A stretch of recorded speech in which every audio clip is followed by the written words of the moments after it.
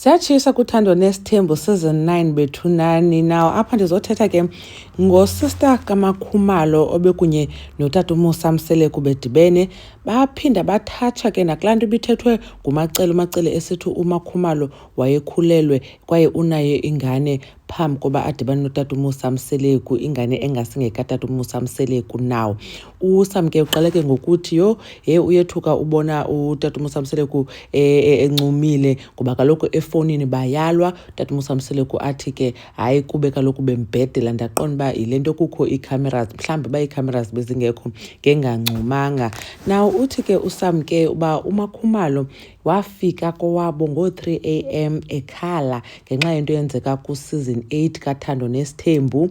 Now kuba utata uMusa Mseleku waye wathi uMakhumalo failed, uyabo, ukwenza into ayizele kwaMseleku, which is ke yathathwa ngongathi uthi okanye yathathwa ngoba uthi failed ukuba nabantwana. Utata uMusa Mseleku wazithethelela ke ukuthi yena wayengathethi loo nto leyo, wetsho uba uMakhumalo engamsapoti ngento kanumber 5.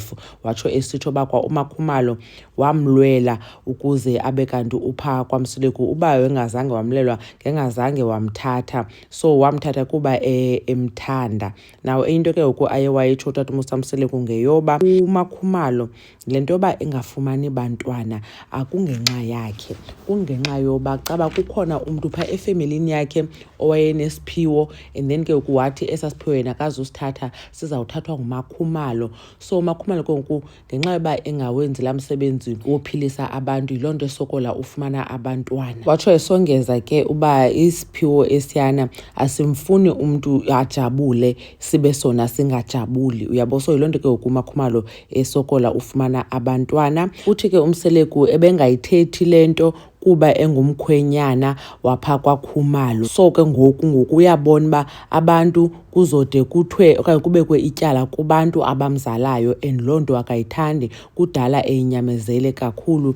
Uthi ingathi ngoku ngabo ebenze u-1 and 2, like into yoba uMakhumalo angafumani bantwana. Now uSam ke usista kaMakhumalo uye wathetha ke wathi uMakhumalo ayisiba akakhulelwa, izisu ziyahlala, bayazazi zingaphi. So utata uMusa Mseleku wazama ungathi noko uyamvala uba angathethi. Wathi understand uba i-sensitive yonke le nto kwathini ufuna umprotector, but ke ngoku uMakhumalo siyayazi ukuthi wayenayo ingane yashona, which is ke ngoku ndicinga uba yile ngane uMacele ebethetha ngayo. Waba nayo umntana then wasweleka ke ngoku umntana.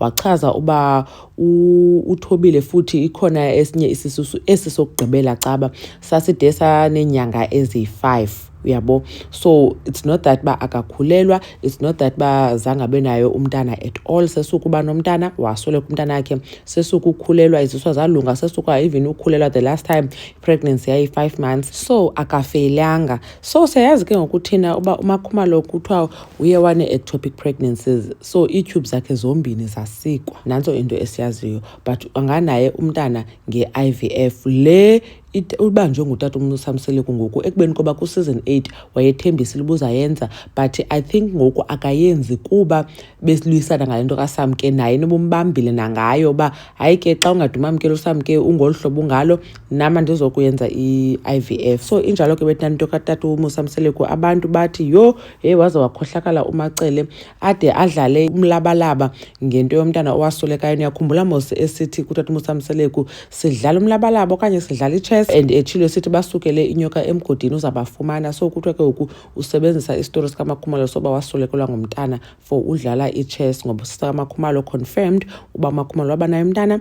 Asiyazi ke uba umntana uMacele unyanisile uba wayengowomnye umntu ongasingutata uMusa Mseleku okanye uMacele yena akayazi uba kanti umntana yayingokatata uMusa Mseleku.